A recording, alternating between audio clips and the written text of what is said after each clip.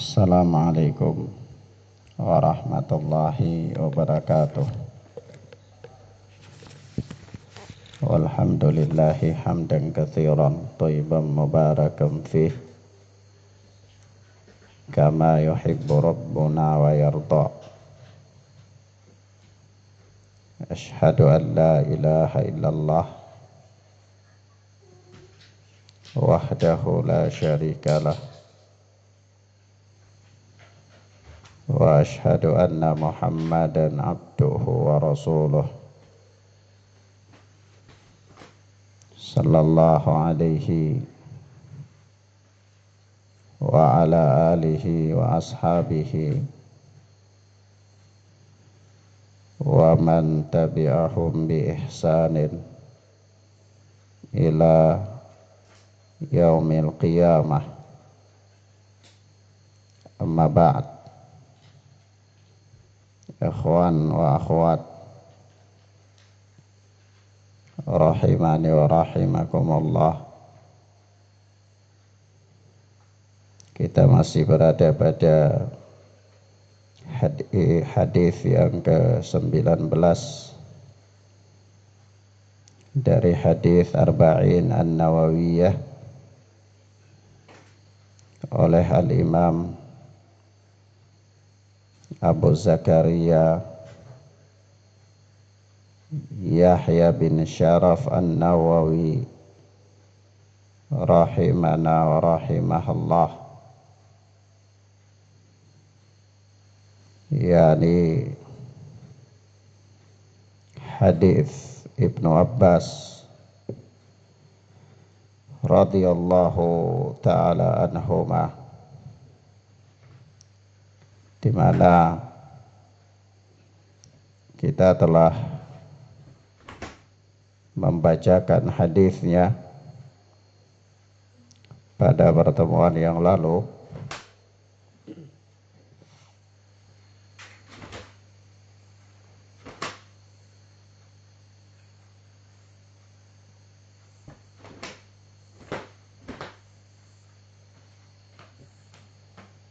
Yaitu hadis ihfadillah yahfadka, peliharalah Allah, niscaya Allah tabaraka wa ta'ala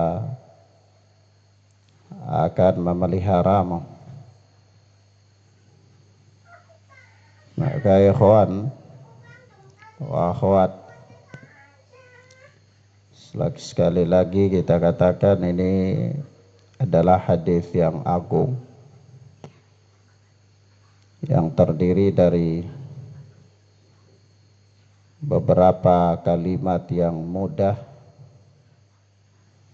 namun mencakup kalimat yang dalam maknanya, kalimat yang luas faedahnya,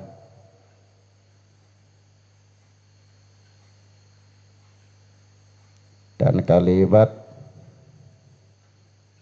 yang mengandung pesan-pesan keimanan, sebagaimana nampak dengan jelas pada kelengkapan hadis yang telah kita bacakan pada pertemuan yang lalu. Naam. Jadi di sini Rasulullah sallallahu alaihi wa alihi wasallam memanggil Ibnu Abbas dengan panggilan ya gulam, inni u'allimuka kalimatin, wahai anak muda, sesungguhnya aku hendak mengajarkan engkau beberapa kalimat. Gulam di sini anak muda atau anak kecil, anak yang masih balita sampai sebelum balik, dari usia 1 tahun atau usia 5 tahun sampai sebelum balik. Sebelum balik itu masih juga sering dipanggil dengan nama gulam.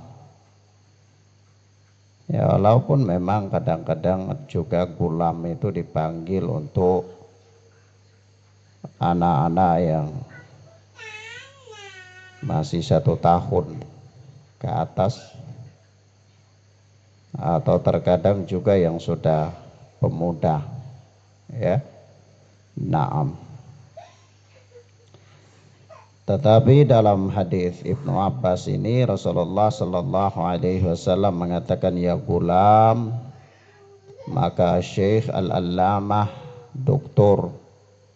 Saleh Fauzan hafizana wa hafizahullahu taala, beliau di dalam Minhatur Rabbaniyah, beliau berkata al-gulam huwa as-saghir. Yang dimaksudkan dengan gulam di sini adalah anak kecil.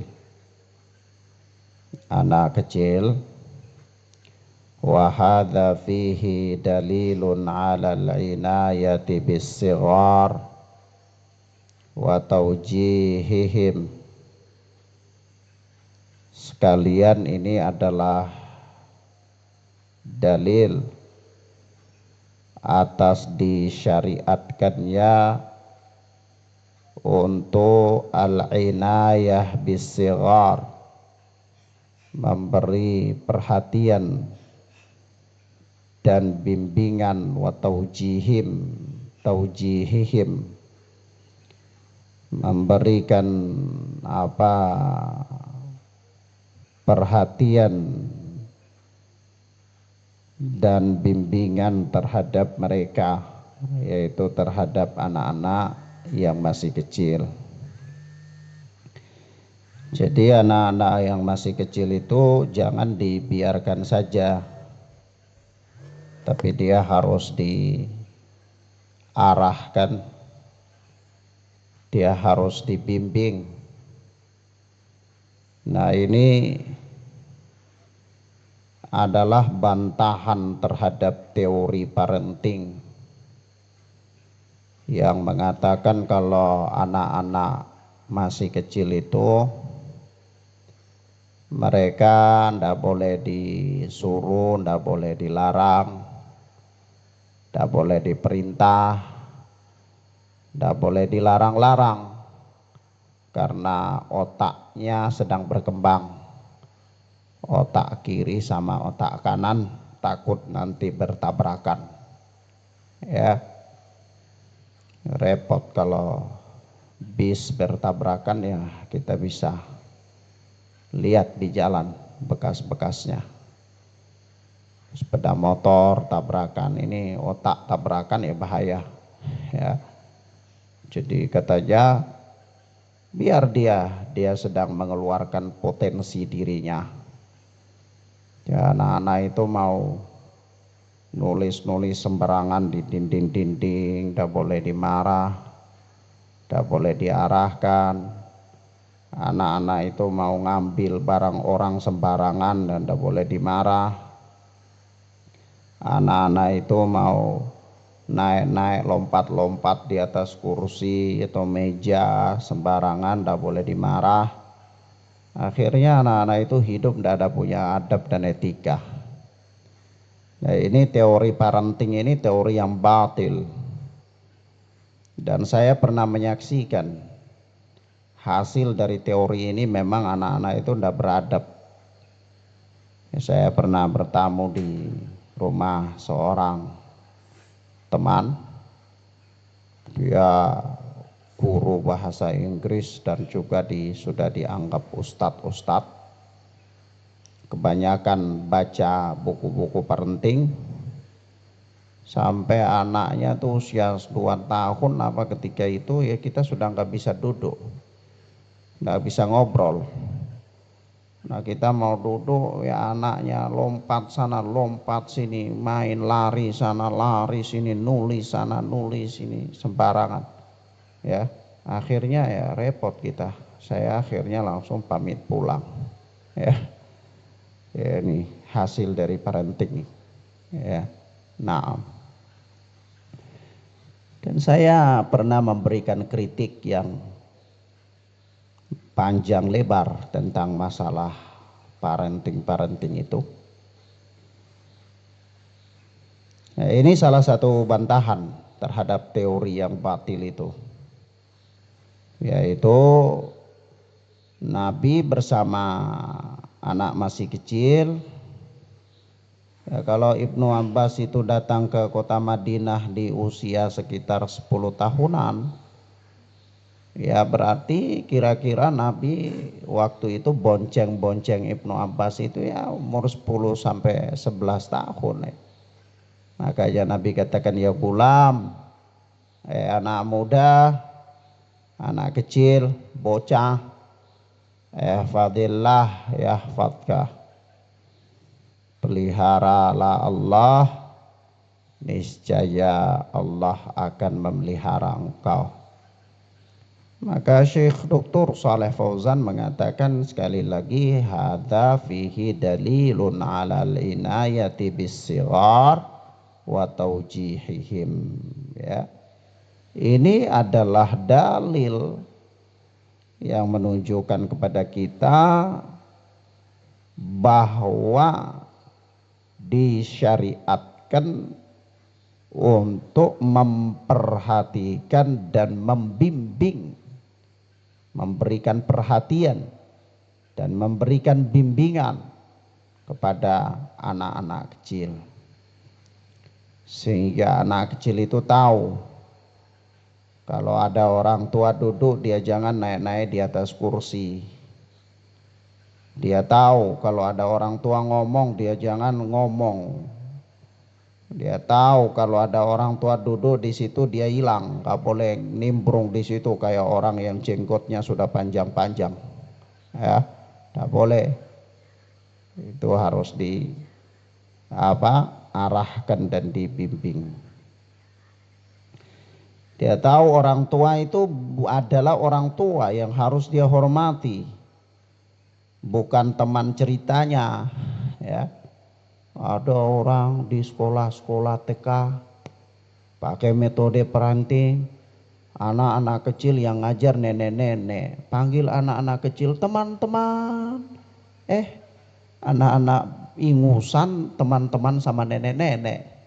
Akhirnya dia nggak tahu ini orang tua yang harus dihormati, ya. Ini orang tua yang punya kedudukan tinggi yang berbeda dengan kedudukannya, ya.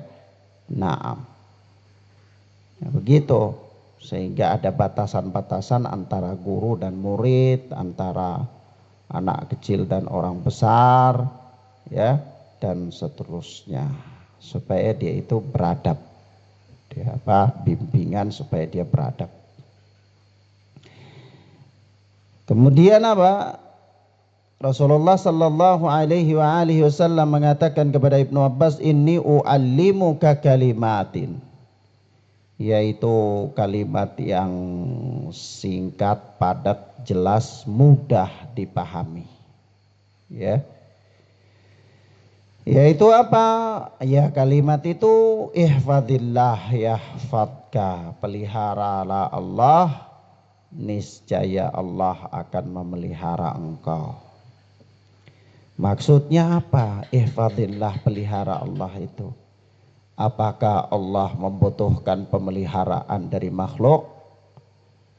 Apakah Allah itu lemah sehingga butuh perlindungan dari makhluk? Waliyatubillah, tentu tidak, ya. Allah Jalla wa'ala maha perkasa, Allah subhanahu wa ta'ala maha mulia. Tidak ada yang bersekutu dengan Allah dalam hal apapun, ya, dalam hal apapun. Allah tidak butuh pemeliharaan manusia. Tapi manusia itu butuh dengan Allah. Mereka butuh dengan pemeliharaan Allah subhanahu wa ta'ala terhadap mereka. Sehebat apapun dia, segagah apapun dia, seperkasa apapun dia itu butuh dengan Allah. Ya, butuh penjagaan Allah, butuh pemeliharaan Allah. Lalu kalau begitu apa makna dari ucapan Nabi ihfazillah, peliharalah Allah? Maknanya adalah ihfadinahu. Ihfazillaha bifi'li awamirihi wa tarki nawahih. Wahfad maharimallahi bijtinabiha. Hadza hifdzullah. Kata Syekh Dr. Shalih Fauzan hafizana wa hafizahullah, maksud daripada jagalah Allah itu adalah jagalah agama Allah. Jagalah Allah dengan melaksanakan perintah-perintah Allah dan meninggalkan larangan-larangan Allah Jalla wa'ala. Itu secara umum yang dimaksudkan dengan pelihara Allah. Wahfad maharimallah bijtinabiha. Peliharalah hal-hal yang diharamkan oleh Allah dengan menjauhinya. Hadza hifdzullah. Itulah hakikat memelihara Allah. Ya. Hakikat dari apa? Memelihara Allah subhanahu wa ta'ala. Ya, karena apa? Karena ya Allah itu tidak butuh dengan pemeliharaan makhluk terhadapnya. Bahkan Allah itulah yang memelihara makhluk. Ya, Allah tidak butuh dengan perlindungan makhluk, tapi makhluk itulah yang butuh dengan perlindungan Allah Jalla wa'ala. Ya, maka maksudnya pelihara Allah itu ya jagalah agama Allah dengan cara melakukan perintah-perintah Allah, mengaplikasikan perintah-perintah Allah dan menjauhi larangan-larangan Allah, ya, dan apa, memperhatikan hal-hal yang diharamkan oleh Allah untuk dijauhi. Itu maksudnya, ya. Nah, ketika manusia itu melakukan hal tersebut, manusia itu dia memelihara Allah subhanahu wa ta'ala, maka dia akan mendapatkan imbalan dari Allah, mendapatkan balasan dari Allah, yaitu apa? Allah akan memelihara dia. Ya. Allah subhanahu wa ta'ala akan memelihara dia. Karena ihfadzillah itu datang dari hamba, maka yahfadka, Allah akan memelihara engkau. Yakni pemeliharaan itu datang dari sisi Allah kepadamu. Kalau seorang hamba dia berusaha semaksimal mungkin untuk melaksanakan perintah-perintah Allah, meninggalkan hal-hal yang dilarang oleh Allah, dia menjauhi perkara-perkara yang diharamkan oleh Allah, maka balasannya Allah subhanahu wa ta'ala akan memelihara dia. Allah akan apa? Memelihara orang tersebut. Ini penegasan kalimat, ya. Rasulullah menegaskan bahwa ya engkau akan mendapatkan balasan dari Allah dengan apa? Penjagaan Allah kepada engkau. Nah, inilah kaidah yang kita sering katakan bahwa al jazaa'u min jinsil amal. Balasan itu ya sesuai dengan apa? Kadar amal seseorang. Ya. Naam. Jadi kalau buah dari menjaga Allah itu ya menjaga perintah Allah, menjaga larangan-larangan Allah, buahnya hasilnya ya Allah akan menjaga dia. Karena itu balasan itu tergantung pada jenis amalan. Ya, seorang dia mendapatkan balasan dengan baik ya karena dia beramal dengan baik. Seorang dia mendapatkan malapetaka ya juga karena dia beramal dengan amalan-amalan yang menyeret dia kepada malapetaka. Ya. Nah, kemudian sekali lagi kaidah yang agung di hadis ini adalah al jazaa'u min jinsil amal, ya. Balasan tergantung pada jenis amalan,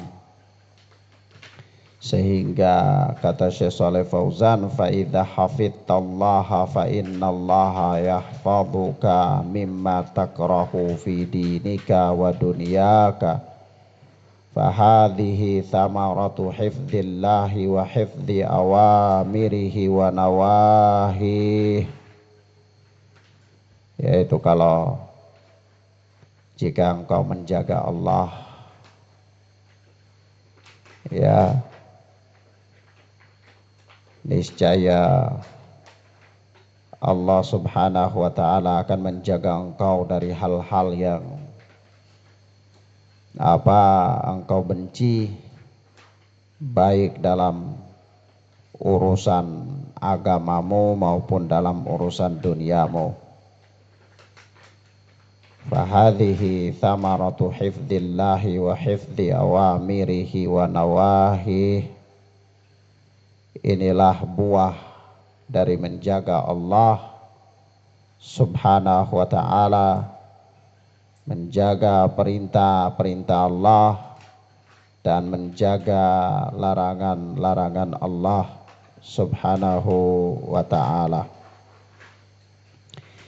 Jadi intinya kalau seorang dia jaga Allah, niscaya Allah akan menjaganya dari hal-hal yang tidak dia sukai, baik dalam urusan agamanya maupun urusan dunianya.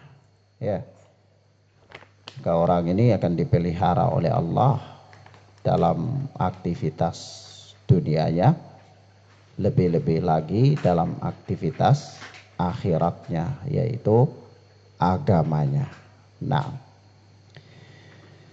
kemudian Rasulullah Sallallahu Alaihi Wasallam di dalam kalimat selanjutnya berkata kepada sahabat yang mulia Ibnu Abbas, ihfadillah tajidhu tujahaka. Ya, peliharalah Allah, niscaya engkau akan mendapati Allah di hadapanmu. Ya, ini apa? Tentunya ini penegasan, ya, taukid atau takkid, ya, penegasan di mana seseorang yang menjaga Allah subhanahu wa ta'ala, niscaya dia akan mendapati Allah di hadapannya. Maksudnya bahwa Allah itu dekat dengan hamba-hambanya dan Allah bersegera dalam memberikan pahala kepadanya. Nah, jadi maksud daripada tajiduhu tujahaka, engkau akan mendapati Allah di hadapanmu, itu maksudnya adalah Allah azza wa jal qaribun min ibadihi subhanahu wa ta'ala, wa aidon huwa jalla wa ala yubadiru ila mathubati ibadih. Yaitu Allah itu dekat dengan hambanya dan Allah akan bersegera memberikan balasan pahala ya kepada mereka yang menjaga Allah itu. Ya Allah dekat dengan seseorang. Ya ini bukan zat Allah ya, tapi pertolongan Allah itu dekat dengan dia. Dia yang selalu memperhatikan syariat Allah, membela syariat Allah, komitmen dengan syariat Allah, niscaya dia akan mendapati Allah di hadapannya, yakni Allah itu pertolongannya dekat dengan dia. Ya, pertolongan Allah dekat dengannya, dan apa? Dan Allah akan bersegera memberikan balasan ya kepadanya. Kepada siapa? Kepada orang yang apa? Menjaga Allah Subhanahu wa taala itu. Pengertian ini sebagaimana terdapat di dalam hadis yang lain, yaitu hadis yang dikeluarkan oleh Imam Bukhari dan Imam Muslim dalam sahih keduanya, di mana Rasulullah sallallahu alaihi wasallam bersabda, "Man taqarraba ilayya shibran taqarrabtu ilaihi dhira'a, wa man atani yamshi ataituhu harwala." Yaitu kata Nabi, Allah Subhanahu wa taala berfirman, barang siapa yang mendekat kepadaku satu jengkal, taqarrabtu ilaihi dhira'a, niscaya aku akan mendekat kepadanya satu hasta. Dan waman atani yamshi ataituhu harwala, barang siapa yang mendatangiku dengan berjalan, yakni yamshi berjalan kaki, ataituhu harwala, niscaya aku akan mendatanginya dengan berlari. Ya, aku akan mendatanginya dengan apa? Berlari. Apa maksudnya? Yani annallaha yubadiru subhanahu wa yubadiru bil itsabati liman ata'ah wa fahifdzullahi jalla wa ala lahu faidatan. Kata Syekh Shalih Fauzan bahwa maksudnya adalah Allah Subhanahu wa taala senantiasa bersegera dalam memberikan balasan pahala kepada hamba-hambanya yang taat. Yang taat. Ya, paham maksudnya ya. Jadi peliharalah Allah, niscaya engkau akan mendapati Allah, itu maksudnya bahwa Allah itu pertolongannya di hadapan engkau, dekat denganmu, dan Allah akan bersegera untuk memberikan pahala kepada amal kebaikan yang kau lakukan. Ya sebagaimana jelas sekali ya di dalam hadis yang kita bacakan tadi, man taqarraba ilayya shibran taqarrabtu ilaihi dhira'ah. Barang siapa, kata Nabi, kata Allah Subhanahu wa taala dalam hadis qudsi, barang siapa yang mendekat kepadaku satu jengkal, niscaya aku akan mendekat kepadanya satu hasta. Wa man atani yamshi ataituhu harwala, dan barang siapa yang datang kepadaku dengan berjalan kaki, niscaya akan aku mendatanginya dengan berlari-lari kecil. Yaitu Allah segera memberikan kepadanya pahala. Ya. Nah, dan Allah segera menolongnya. Maka Syekh Shalih Fauzan memberikan keterangan kepada kita, kata beliau, bahwa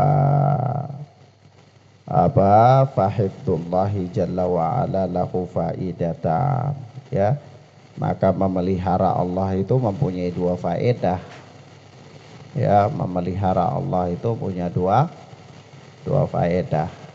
Naam, yaitu yang pertama, annallaha yahfaduka, bahwa Allah akan memelihara engkau. Atsaniya annaka tajidullaha qariban minka. Yang kedua, bahwa Allah akan engkau akan mendapati Allah itu dekat denganmu. Yani annaka tajidullaha qariban minka, engkau akan mendapati Allah itu dekat dengan engkau. Dua faedah. Jadi orang yang menurut keterangan Al-Allamah Shalih Fauzan di dalam Al-Mihnatur Rabbaniyah fi Syarhil Arba'in An-Nawawiyah, bahwa menjaga Allah itu punya dua faedah. Menjaga Allah itu dapat dua faedah. Faedah yang pertama, Allah akan menjaga kita. Faedah yang kedua adalah kita akan mendapati Allah itu dekat dengan kita. Ya. Allah Subhanahu wa taala dekat dengan kita. Kemudian kata Syekh pada kalimat yang berikut, yaitu sabda Nabi sallallahu alaihi wasallam kepada Ibnu Abbas, "Idza sa'alta fas'alillah." Kalau engkau minta, maka mintalah kepada Allah. Kalau engkau minta, maka mintalah kepada Allah Subhanahu wa taala. Minta apa? Ya minta sesuatu, ya. Minta sesuatu. Kalau minta pertolongan lebih khusus lagi, nanti ada dalam kalimat berikut, yaitu apa? Idasta'anta fasta'in billah. Kalau engkau minta pertolongan, maka mintalah pertolongan kepada Allah. Tapi kalau di sini idza sa'alta fas'alillah. Kalau engkau minta, maka mintalah kepada Allah. Minta apa? Minta sesuatu hajat dan keperluanmu.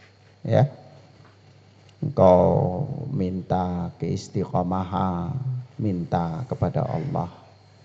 Minta pemeliharaan, ya, kesehatan, minta kepada Allah. Minta rizki, minta kepada Allah. Minta dikaruniai kelapangan hidup, minta kepada Allah, ya, dan seterusnya. Kalau engkau punya hajat untuk meminta sesuatu, maka mintalah kepada Allah Subhanahu wa ta'ala. Kata Syekh Shalih Fauzan, "Idza talabta syai'an fatlubhu minal karimi al-mannani subhanahu alladhi indahu khazainus samawati wal ard wala tas'alin nas." Kata beliau, ya jika engkau meminta, maka ya mintalah kepada Zat yang maha mulia lagi maha memberi, yaitu Allah yang maha mulia, maha karim, dan maha al-mannan, yaitu maha memberi.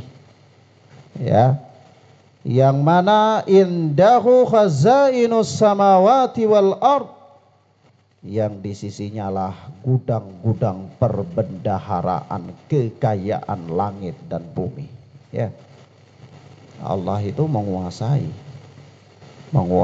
perbendaharaan langit dan bumi. Allah menguasai kekayaan langit dan bumi. Maka minta hajatmu itu kepada Allah. Dalam keadaan Allah menguasai itu semua, dan Allah itu Al-Mannan. Allah maha memberi. Ya.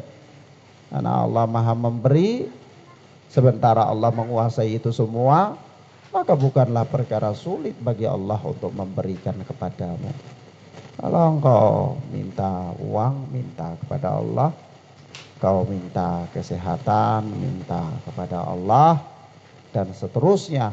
Yaitu kata Syekh Shalih Fauzan, "Idza talabta syai'an fatlubhu minal karimil mannani subhanahu alladzi indahu khazainus samawati wal ard."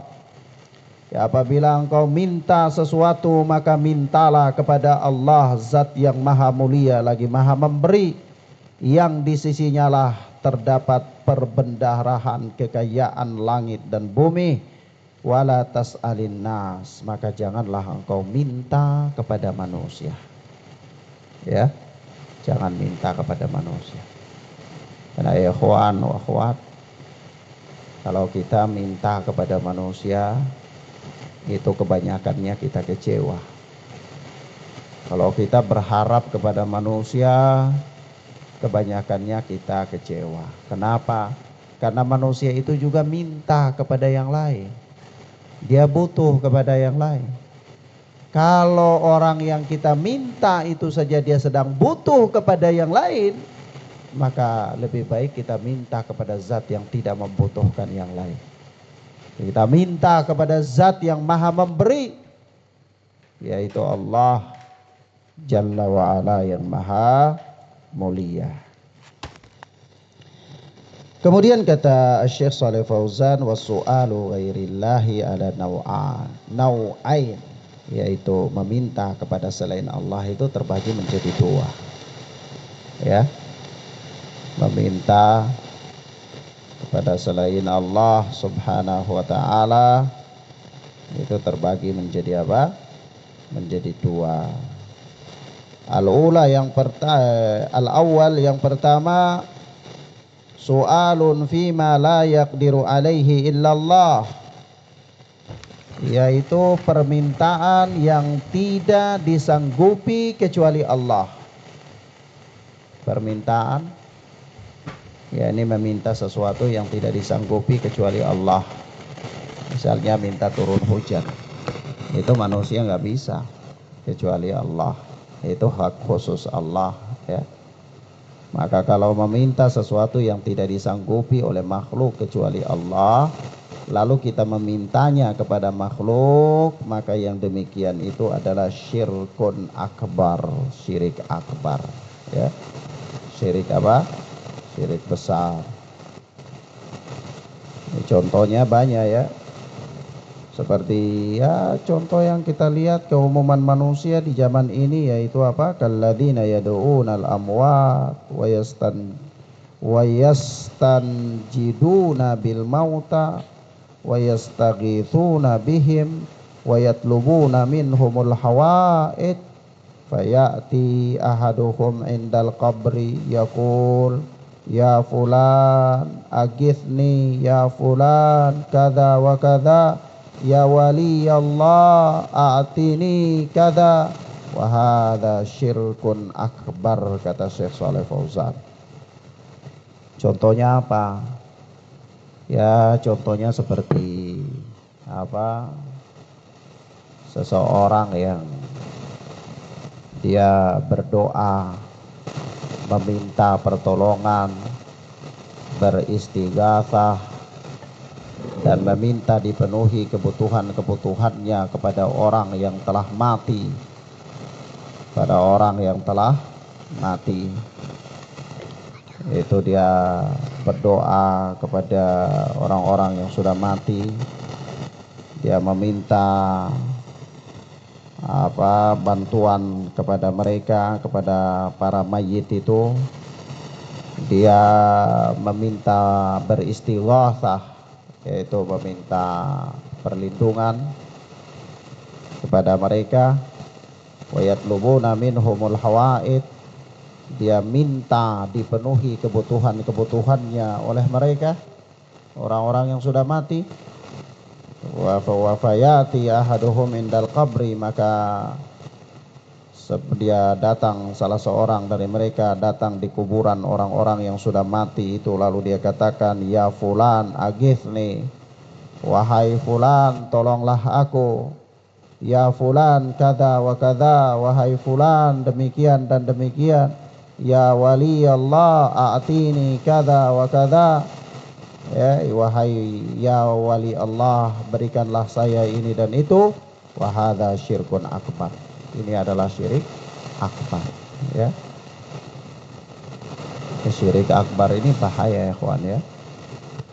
Dalam permintaan kita lihat ada orang-orang yang dalam urusan dunia mereka pintar, mereka punya titel panjang, titel mereka doktor, profesor, ya, ini dan itu, ya. Tetapi kalau mau jadi bupati, datang di Batu Besar di belakang kampungnya, minta supaya penghuni patung itu dulu katanya di situ tempat duduknya Tete Oyang, ya, supaya Tete Oyangnya mau buat dia jadi bupati. Nanti kalau mau jadi anggota dewan datang di sungai, ya, atau di kuburan keramat. Katanya kuburan itu adalah dulu wali fulan, ya, minta kepada wali fulan supaya wali fulan itu buat dia jadi anggota dewan atau supaya dia naik pangkat, ya, dan seterusnya. Meminta kepada orang-orang yang sudah mati, yang tidak berdaya di hadapan Allah, yang mereka itu sangat membutuhkan pertolongan Allah, tapi sayang, ya, 1001 kali sayang, ya, bahwa orang-orang yang punya titel banyak-banyak ini dalam urusan dunia, masalah syirik besar ini saja nggak paham, ya. Ya waliyatubillah, ini bahaya. Ya, meminta yang jenis seperti ini, meminta apa? Meminta yang jenis seperti ini termasuk kesyirikan dan syirik akbar. Syirik apa? Akbar. Yaitu apa? Singkatnya, meminta sesuatu yang merupakan kekhususan Allah, diminta dari selain Allah. Ya, kalau minta uang kepada orang kaya, ya itu bukan kekhususan Allah, ya. Allah maha mampu untuk memberikan itu, tapi kalau orang ada uang juga dia bisa berikan itu. Tapi kalau meminta sesuatu yang merupakan kekhususan Allah itu kepada selain Allah, nah itu syirik akbar. Syirik apa? Akbar. Atsani, yang kedua, jenis permintaan yang kedua adalah su'alun nas fima yaqdiruna alaih wa hadza jaiz fayajuzu laka an tas'ala idza ihtajta lakinnal aula bil abdi ayyata'affafa an su'alin nas li'anna fi su'al mudallah wa naqsan fit tauhid fas'alillaha jalla wa ala al-ghani fas'alillaha jalla wa ala al-ghani al-karim fahuwa subhanahu yanzilu ila sama'id dunya kulla laylatin hina yabqa thuluthul laylil akhir fayaqul man yas'aluni fa'u'tiyahu. Wa qala ta'ala wa idza sa'alaka ibadi anni fa inni qarib ujibu da'watad da'i idza da'an falyastajibu li wal yu'minu bi la'allahum yarshudun. Permintaan yang jenis kedua ini, kata Syekh Shalih Fauzan, su'alun nasi fima yaqdiruna alaih, minta kepada orang lain atau permintaan kepada manusia dalam hal-hal yang mereka sanggupi, ya, minta kepada manusia dalam hal-hal yang mereka sanggupi. Maka meminta yang seperti ini, ya, meminta yang seperti ini adalah, kata Syekh Shalih Fauzan, jaiz, boleh, ya.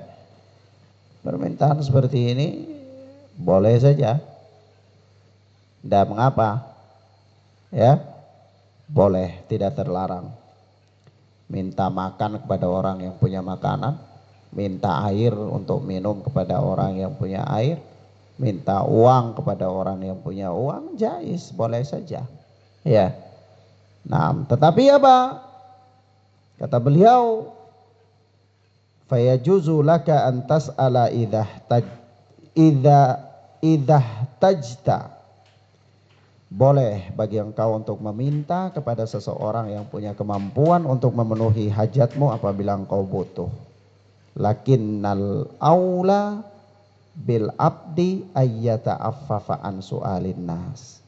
Akan tetapi yang utama bagi seorang hamba adalah dia memelihara dirinya dari meminta-minta kepada orang lain. Jadi kalau ditanya boleh nggak minta kepada orang, ya hukum asalnya boleh saja. Kita tidak bicara tentang mana yang utama, ya. Kalau kita bicara tentang mana yang utama, ya tentu yang utama tuh ndak minta-minta kepada manusia, ya. Ya, kenapa? Karena kalau orang terlalu banyak bergantung kepada manusia itu madallah, ada apa namanya, kerendahan, kehinaan. seolah-olah dia menghinakan dirinya, ya. Bukan berarti tidak boleh juga ya, ada boleh saja. Boleh saja sesuai dengan kondisi ya. Hanya saja kalau orang terlalu menjadikan kebiasaannya untuk minta-minta itu rendah dirinya ya. Tidak punya harga diri dan naqsan fit tauhid. Hal ini mengurangi tauhid. Mengurangi apa? Tauhid. Kalau orang sudah kebiasaan bergantung kepada manusia, itu mengurangi nilai tauhid ya pada diri seseorang. Maka dari itu fas'alillaha jalla wa ala, mintalah kepada Allah jalla wa ala al-ghaniyyal karim, yang maha kaya lagi maha mulia. Fahuwa subhanahu yanzilu ila sama'id dunya kulla lailatin hina yabqa thuluthul lailil akhir. Yaitu mintalah kepada Allah jalla wa ala, zat yang maha kaya lagi maha mulia, yaitu Allah subhanahu wa ta'ala yang turun ke langit dunia pada setiap malam ketika malam itu tinggal sepertiga yang akhir ya, tinggal sepertiga malam yang akhir, itu Allah turun ke langit dunia pada setiap malam. Lalu Allah berfirman, man yas'aluni fa'u'tiyahu, barang siapa yang minta kepadaku niscaya aku beri. Kalau Allah sudah janji kepada kita begitu, kenapa kita nggak minta kepada Allah saja ya? Di mana ya? Di waktu yang Allah janjikan.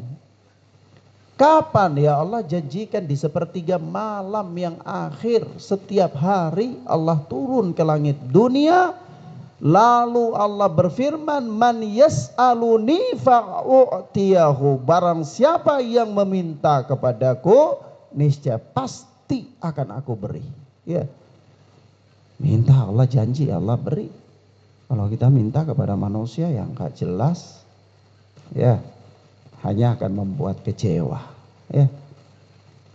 Tapi tapi waktu mintanya itu yang gak semua orang bisa ya. Kenapa ya? Sepertiga malam yang akhir, ada di mana? Ada di kasur, ada di Pulau Kepok ya.